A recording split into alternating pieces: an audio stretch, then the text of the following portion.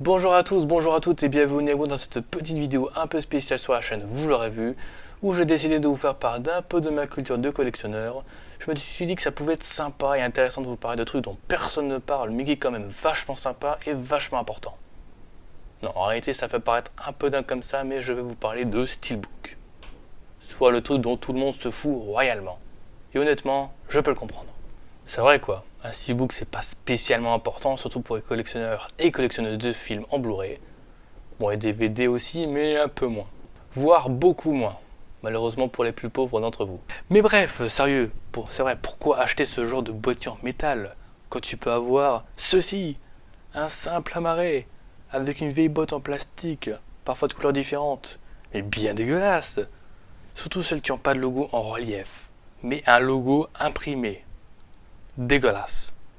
Just dégueulasse. Mais aussi les Américains en fourreau tellement magnifiques qu'on aurait presque envie d'étriper sauvagement, mais avec amour, la boîte de production qui fait ses films. Ah, Warner Bros, on vous aime. Bref, tu peux avoir un objet en métal, solide donc, super esthétique, brillant ou mat, avec des effets de lumière, avec des nuances de couleurs, différents effets de relief, et cela avec des fucking illustrations, soit tirées directement d'images du film, soit qui ont un rapport avec le film lui-même. Tout ça en sachant que, malgré la grande popularité et que c'est presque quotidien pour un film de sortir en steelbook, c'est collector. Je répète, c'est collector. Je répète, c'est non, on va s'arrêter là. Et parfois un petit peu limité. Du coup, un petit peu plus rare. Et du coup, un petit peu plus cher. Et du coup, ça vide un petit peu beaucoup rapidement le porte-monnaie. Sauf si vous êtes le coiffeur personnel de François Hollande. Bref, j'avoue sur tous ces points, c'est vrai qu'un steelbook c'est quand même bien nul, bien chiant, bref, totalement inutile. Inintéressant et c'est de la merde. Voilà, donc je résume en gros ce que pensent et ce que disent ceux et celles qui ne collectionnent pas les steelbooks et qui n'en comprennent même pas l'intérêt. Même pas l'existence du concept. Mais rassurez-vous, chers fans de steelbook, aujourd'hui Tonton 2020 va venger l'honneur des... Attention, premier mot de vocabulaire de la vidéo... Steelbooker. Mais ce mot ne veut absolument rien dire et n'a juste aucun sens, donc oublie tout de suite. Sinon toi la caca cette vidéo, toi qui collectionnes déjà les steelbooks, tu dois sûrement déjà te faire chier en te disant que cette vidéo va être totalement classique et chiante, mais si je peux te rassurer, tu vas continuer à te faire chier. Si tu arrêtes la vidéo, car tu vas apprendre probablement quelques petits détails qui te seront sans doute, je pense, assez utiles. En tout cas, plus que ton sexe. Et si toi qui as cassé cette vidéo, toi qui ne collectionnes pas les steelbooks et que tu te demandes pourquoi faire une vidéo sur un sujet aussi vide, comme mes couilles, tu vas vite comprendre que le steelbook pour les collectionneurs et collectionneuses, c'est la vie. La vie, la vie, la vie, la vie. Et te rendre compte qu'il y a quand même beaucoup à dire sur cet énorme concept et business qu'est le steelbook. Ma gorge va te décéder. Bref, après cette longue intro, aussi longue que la profondeur de ton cul, commençons. Premièrement, le steelbook en lui-même. Faisons un petit peu le tour de ce si fascinant boîtier que pas mal d'entre nous vénérons. Ça a déjà la forme d'un boîtier classique, hein, ça on va pas se le cacher, il n'y a pas trop de différence au niveau de la forme. Comme ça existe, ma foi, très peu, mais ça existe quand même, il existe des steelbooks DVD. Très peu courant, de la taille d'un boîtier DVD normal nommé format G1. Bah, comme c'est très peu courant, c'est pas spécialement à retenir. Et donc le format Blu-ray, taille d'un Blu-ray amarré classique, le beaucoup plus courant, nommé format G2. Mais je vous rassure, aucune complication supplémentaire, il n'y a que la taille qui change. Mon Dieu, le nombre de blagues salaces que j'aurais pu en tirer de tout ça, c'est énorme. Tout d'abord ça, un recto appelé illustration, mais traduit par artwork en anglais, parce que l'anglais c'est plus classe, toi-même tu sais, ici nommé artwork avant, ou artwork recto. Bon ça après, je sais pas trop, c'est vous qui voyez. Bref, la tranche également avec le titre dans sa police d'écriture et couleur d'origine, ou même sans le titre. Ça dépend généralement des boîtes de prod, comme Disney ou Marvel, qui s'en tapent littéralement des titres. Bon après, c'est pas comme si c'était pas esthétique non plus, hein, c'est pas mal du tout. Ah non, en fait j'ai rien dit, autant pour moi, il y a vraiment des cas exceptionnels et complètement isolés. Ensuite nous avons l'artwork arrière ou artwork verso, au choix. Non, j'avoue, Arthur Carrière, c'est quand même bien mieux. Qui peut varier selon les steelbooks, parfois il y a une magnifique illustration de la mort qui défonce sa mère. Soit un truc assez banal, pas top. Tu te dis que franchement, vu la tronche que ça peut pas être pire. Et là, bam! Toutes les informations du film écrites sur l'entièreté du verso. Paye ton esthétisme révolutionnaire, mec! Non, sans déconner, ils ont juste rien compris au concept du steelbook, c'est désespérant. Et à l'intérieur, que de surprises! Le Blu-ray ou le Blu-ray 3D ou le DVD, voire même des fois la BO, ça peut. Et même parfois, on fait des mélanges. Mettre le Blu-ray 3D et le Blu-ray, juste le Blu-ray ou le Blu-ray avec le DVD, bref, plein de possibilités. C'est un petit peu comme le mélange d'alcool. Sauf que là, ce qui est cool, c'est que non seulement en finale t'es heureux, mais contrairement à l'alcool, c'est pas dangereux. Et quand tu retires le tout, soit il n'y a rien, il n'y a pas d'image, pas de couleur, et c'est bien dommage, soit il y a ce qu'on appelle un artwork interne. Donc en gros, c'est un petit peu comme une fille. Soit quand tu retires tout, en dessous c'est vierge et tu as bien envie de le remplir, mais en général tu peux pas trop ou difficilement, ça dépend si ça s'ouvre facilement ou non. Soit c'est beau, c'est bien rempli et t'es super fou de joie. Bon, des fois c'est moins coloré que ce que tu aurais espéré, mais bon, après tout, comme on dit, la B est toujours plus verte ailleurs. Où on peut pas avoir le beurre et l'argent du beurre. Beurette. Et vous l'aurez vu, les CD sont placés sur une structure en plastique comme les amarrés. La seule différence est que chez le steelbook, c'est pour maintenir ensemble les deux parties métalliques, avant et arrière du steelbook, séparées de base. Et petite anecdote, l'espèce de barre au milieu qui complète l'image, c'est tout simplement la tranche vue de l'intérieur, soit son verso. Comme quoi des fois la beauté, c'est aussi et surtout à l'intérieur. Deuxièmement, après avoir fait un petit peu le tour de l'objet en lui-même, je vais faire comme une disserte, c'est-à-dire commencer par un contre-argument. Car franchement ça, c'est pas terrible. Pas terrible du tout. En vous présentant la base de la base de la base de la base des steelbooks. Un terme que j'ai d'ailleurs récemment entendu dans une des vidéos de Mika Collection, le stickerbook. Alors je sais pas si c'est le nom exact, mais franchement, même si c'est pas ça, ce nom passe vachement bien. En fait, il s'agit d'un boîtier métal entièrement vierge, tout gris, rien n'est peint dessus, ni au recto, ni au verso. Et certains se sont dit, pour un meilleur design, de coller des stickers dessus, au recto et au verso. Ouais, enfin des feuilles quoi, hein. Voilà, il n'y a pas trop de différence. Hein. Ça aurait pu être beau, mais déjà avec un cadre gris bien dégueulasse autour, c'est pas terrible, mais si en plus les côtés ne sont pas remplis non plus, c'est pas terrible du tout. On va pas être d'accord les mecs. Bon, certes il y a une tranche, même l'arrière est comme ça. Et perso, je sais pas si vous en avez un, et si c'est le cas, vous êtes putain de chanceux, vous êtes vachement bien tombé parce que je pense que ça doit être assez rare.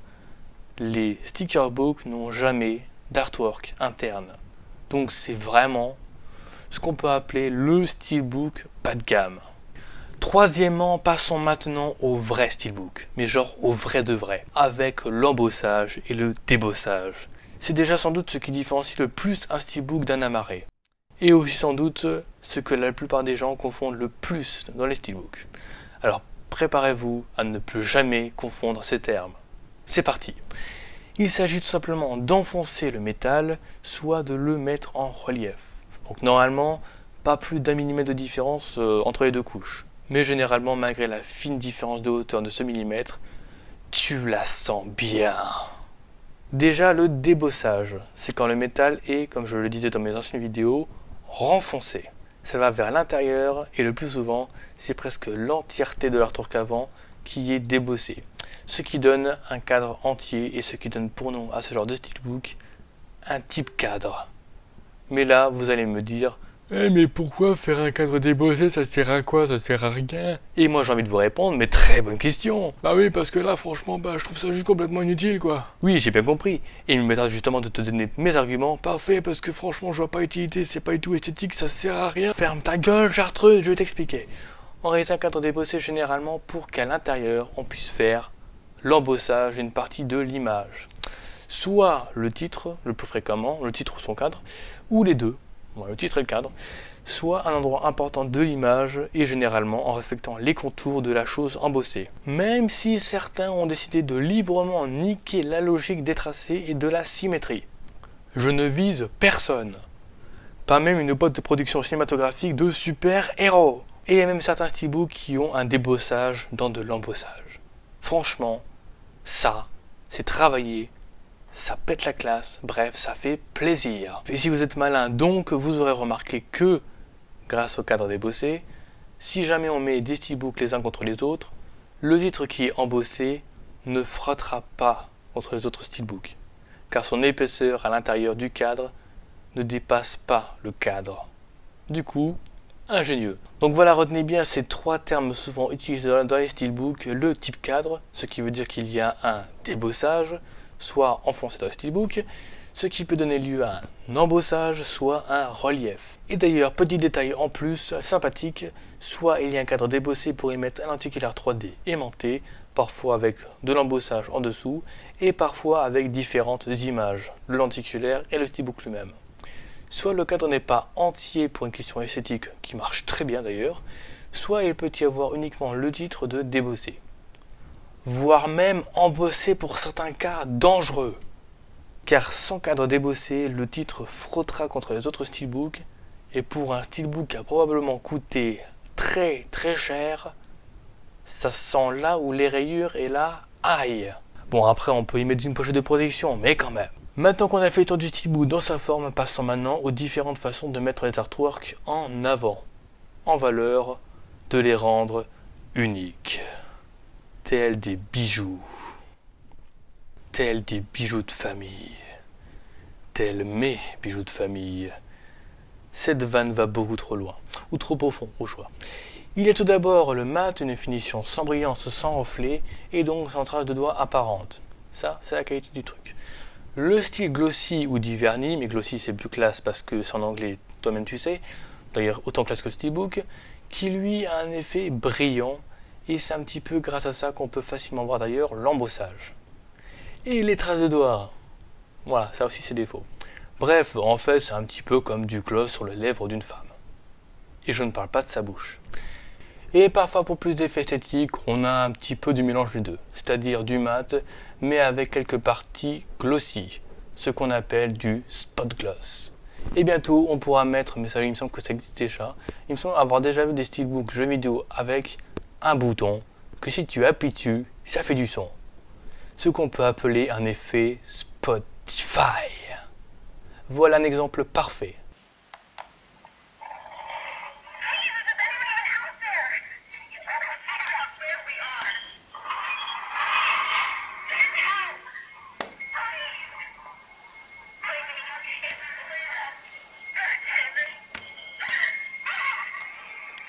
Franchement, c'est pas mal. Mais bon, c'est un petit peu limité à 200 exemplaires. Merci Steelbook Pro. Il existe également le terme Zero Finish, parce qu'avec l'accent américain, c'est tellement plus classe, toi-même tu sais, avec une finition entre le mat et le glossy. Et grâce à cet effet, les couleurs ressortent bien mieux, comme ma bite, que sur le simple mat. Et à la lumière, ça fait des effets juste sublimes. Et bordel ce que ça le rend beau. Perso, j'appelle ça de la magie. Et après bien sûr, les fabricants peuvent faire les mélanges qui leur semblent les mieux à leur guise. Petit détail sympathique, parfois il est possible qu'il y ait de très bonnes idées, en faisant en sorte que le verso soit la continuité du recto. Ce qui peut faire que, quand on les met à plat, ça semble entièrement ou presque une seule et même image. Très cool donc. Même si certains se sont dit qu'ils allaient quand même essayer de faire la même continuité au verso qu'au recto, mais que finalement ils ont fait la même image au verso qu'au recto.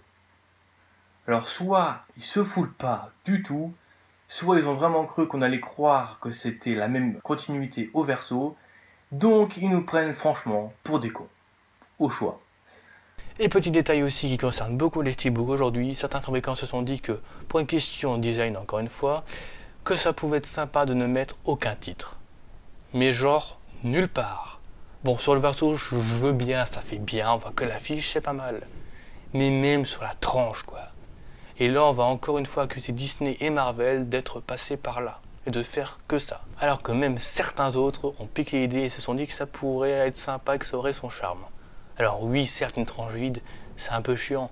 Mais bon, vu son apparence, hein, on doute bien de ce qu'est le film derrière. Je pense qu'il ne faut pas non plus avoir 10 sur 10 sur chaque œil pour reconnaître le film et se rendre compte. Bon après, par contre, s'il continue comme ça, je pense qu'à la fin, on va se retrouver avec une étagère avec plein de tranches comme ça. Et personnellement, plutôt que de jouer aux devinettes 10 ans plus tard, je pense qu'un titre de temps en temps, ça ferait pas de mal, ça serait pas de refus. Bon, après, j'ai ça, mais bon, personnellement, ça me dérange pas plus que ça, j'aime bien avoir la tranche d'origine. Mais si jamais vraiment vous détestez vraiment ce genre de tranche et que vous aimeriez un beau titre, il existe des personnes qui fabriquent des tranches avec des titres. Alors par contre, franchement, je suis désolé, mais je ne sais plus du tout le nom de ces personnes. Je sais qu'il y en a sur le groupe Facebook Steelbook Movie France qui en fabriquent. Donc franchement, si vous êtes concerné et que vous fabriquez ces tranches, dites-le moi dans les commentaires, je vous rajouterai dans la vidéo ou en description. Voilà, j'ai un petit peu fait le tour des différents types de steelbook classiques qu'il existe. Oui, je dis classique parce qu'il y a d'autres types de steelbook métal qui existent. Par exemple, le Jumbo Steelbook. À ne pas confondre avec le Dumbo Steelbook qui n'existe pas, je pense. C'est comme un steelbook classique, mais en beaucoup plus épais. Ce qui sert à insérer, faire entrer ou même faire pénétrer plus de disques. Et utilisé pour les trilogies et les sagas. Également le Metal Pack, qui est d'ailleurs comme le Future Pack, sauf que le Future Pack, me semble-t-il, fait de l'embossage sans cadre. Alors certes, c'est très classe, mais bordel de merde, la galère contre les rayures. Bref, c'est comme un steelbook, mais c'est pas comme un steelbook. Comment on les différencie? C'est simple, regardez les tranches. Vu de l'intérieur, on peut tout simplement mettre le steelbook à plat. Et aucune séparation en plastique n'est existante comparée au steelbook normal. Juste des charnières. Et là vous allez me dire, c'est bien aussi, non? Oui et non. Le problème, il se voit de l'extérieur. Et oui, encore une fois, l'intérieur est plus beau que l'extérieur. Réfléchissez-y, mesdemoiselles. Quand on l'ouvre, la tranche et le titre du coup disparaissent. Et vous allez me dire, mais c'est pas grave, on s'en balèque. Sauf que sur l'étagère, la vue des charnières, c'est pas super esthétique. Et que dû à celle-ci, il n'y a pas trop de place pour y mettre un long titre. Comme là par exemple. Bref, je préfère largement les steelbooks classiques. Bon après, je peux comprendre ceux qui préfèrent les Metal Pack, chacun ses goûts. Mais bon après tout, si vous préférez le Metal Pack, chacun son handicap. Et pour terminer dans les types de steelbook qu'il peut exister en ce monde, il existe également non pas des steelbooks avec des artworks en format portrait, mais bien des artworks en format paysage, tant au recto qu'au verso. Et ils sont nommés les QR Steelbook. C'est pas super courant, mais franchement, ça a le mérite d'exister.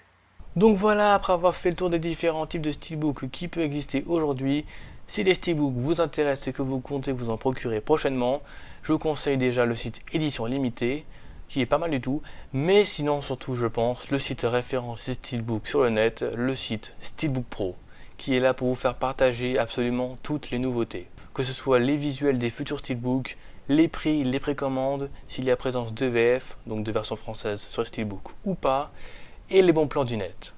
Et qui d'ailleurs m'a beaucoup servi de référence pour cette vidéo, car il y a un onglet nommé Glossaire qui contient quelques définitions sur des mots-clés et de vocabulaire sur le steelbook. Franchement, super intéressant, allez-y, foncez. Maintenant, où acheter des steelbooks? Vous allez me dire. Tout d'abord, malgré ces quelques défauts que j'ai pu constater depuis que je commande là-haut, il y a le site Zavvi, qui eux, je pense, à mon goût, sont souvent dans mon estime les plus beaux steelbooks du marché sur le net. En tout cas, mieux que ceux qui sortent en France, en tout cas actuellement. Également la Fnac qui sort de temps en temps, pour surtout les films les plus attendus, des éditions spéciales Fnac, disponibles uniquement en magasin Fnac et qui sont tout simplement des exclusivités Fnac.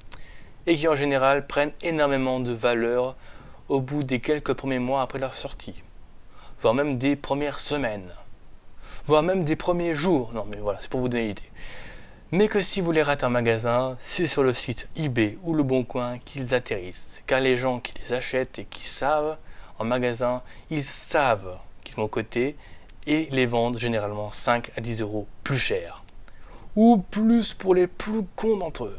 Mais si comme moi vous fouillez bien et faites des enchères, vous aurez toutes vos chances. Et on peut souvent trouver de très bons prix.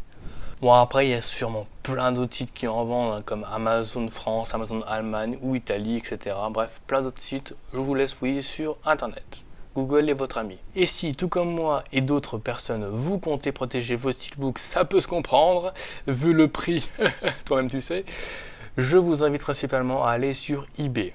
Oui, encore lui. Sur le compte de Steelbook Central. Je pense la référence en France des pochettes de Steelbook. Lien dans la description comme Steelbook Pro édition limitée, qui vend différents types de pochettes. Des pochettes assez fines, du entre guillemets bas de gamme, mais bon, voilà, ça suffit amplement pour ceux qui veulent pas trop se casser la tête. Ou des plus rigides avec une ouverture du côté, qui existent en SC2 pour les steelbooks à nu. Et enfin les SC3 pour les steelbooks à fourreau. D'ailleurs, pour ceux qui veulent vendre après avoir déballé leur steelbook Marvel ou Disney, enfin ceux qui ont des fourreaux, des assez grands fourreaux, franchement si vous comptez les vendre après avoir enlevé le blister, gardez le putain de fourreau. Vendez le putain de fourreau avec le steelbook. Même si vous vous dites, ouais mais l'autre à qui je vais vendre, il va pas forcément le vouloir, le fourreau, ça sert à que je le garde. Oui, mais au moins, même s'il le veut pas, il le jettera lui. Mais au moins, si c'est un collectionneur de steelbook, comme vous et moi, ou pas, et qui voudra le carton, vous l'envoyez, il le garde ou pas, ou il le jette, ça c'est pas votre problème. Mais vendez-le avec. Merci. Voilà, le petit message de rage. Mais il existe également voilà, des SC6, les beaucoup plus épaisses, pour les Jumbo Steelbook. Pour finir, et pour ceux qui veulent voir comment sont les visuels des steelbooks, certes il y a Google Images, mais il y a beaucoup mieux. Parce que pour vraiment voir les embossages, les débossages, les effets visuels, et pour avoir les avis des différents collectionneurs sur les steelbooks, il y a YouTube. Ah mais on y est déjà. Mais que le monde est bien fait. Il y a pas mal de chaînes que je vous invite à aller voir et qui je pense sont des références pour les steelbooks sur YouTube. Et je vais vous en citer quelques-unes parce que franchement, je les suis et elles sont vraiment super sympas, super intéressantes et vraiment très cool. Premièrement, je pense à la référence des steelbooks en France, la chaîne de Steelbook Paradise. Bon, après, il n'y a pas grand chose à dire, il montre les steelbooks de près. Mais comme il le fait bien, franchement, foncez. Également la chaîne de Steelbook Ciné Club, lui c'est pas mal non plus. Alors, Steelbook Paradise en a déjà fait une aussi récemment, mais lui en fait un petit peu plus parce qu'il en achète pas mal aussi. Des éditions Blue Fan, des éditions asiatiques beaucoup plus haut de gamme mais beaucoup plus complètes. Des éditions limitées, numérotées et qui vous en doutez valent donc un petit peu plus cher que la normale. La chaîne également de Steelbook Stredek, je sais pas comment on prononce ça, je ne parle pas du tout allemand, si c'est allemand, qui montre également de magnifiques éditions, franchement allez-y courez, que des chaînes françaises. Mais aussi quelques chaînes qui montrent un petit peu de tout niveau Blu-ray, dont du coup des steelbooks, comme celle de Mickey Collection que je remercie encore pour le steelbook de Cusco qui a atterri dans la vidéo, tu as vu, celle de Raf Blu-ray, de Blue Pioneer, de Gitu Blu-ray et bien d'autres que je vous invite à découvrir, que vous découvrirez sûrement si vous fouillez un petit peu sur YouTube. Également la chaîne de mon frère qui en collectionne pas mal et qui en montre pas mal également, et d'ailleurs merci à lui pour m'avoir prêté quelques-uns de ses plus belles pièces de steelbook comme exemple pour la vidéo, dont son Jumbo Steelbook G2. Franchement, merci beaucoup à toi. Mais surtout, une chaîne unique que tout le monde devrait aller voir parce que les vidéos de steelbook qui sont vraiment de qualité. Ma chaîne YouTube et mes vidéos. Voilà, ça c'était ma pub. Voilà, cette vidéo touche bientôt à sa fin. J'espère qu'elle vous aura plu et vous aura peut-être fait aimer le concept du steelbook. Va savoir, j'en serai très content et très honoré. Bon, après, je peux comprendre que ça intéresse pas tout le monde non plus, hein, on va dire. Ça, je pense que ça intéresse plus ceux qui collectionnent vraiment beaucoup les Blu-ray et qui veulent avoir de la qualité et de très belles pièces et des collecteurs dans leur collection. J'espère également que ça aura aidé certains d'entre vous qui se perdaient totalement de leur confusion, par exemple embossage et débossage. Vous pouvez comprendre que certains confondaient pas mal ces termes. Bon, après, libre à vous évidemment d'employer les termes que vous préférez, hein, si vous vous sentez plus à l'aise avec des termes un petit peu moins techniques entre guillemets, je peux comprendre. Et comme je ne prétends pas avoir la science infuse en steelbook, waouh, les termes science infuse et steelbook dans la même phrase. Totalement improbable. S'il y a des mots de vocabulaire que je ne connais pas et que je n'ai donc pas cités dans cette vidéo, je vous invite et vous êtes libre à me donner tous les mots de vocabulaire. Bref, me donner pas mal d'indications dans les commentaires. J'en prendrai bonne note, j'en prendrai tout et je vous remercie d'avance. Sur ce, je vous souhaite personnellement une très bonne matinée, après-midi, soir, etc. Je vous remercie infiniment d'avoir vu cette vidéo jusqu'au bout. Et moi, je vous dis à bientôt pour de prochaines vidéos steelbook ou autres. Ciao!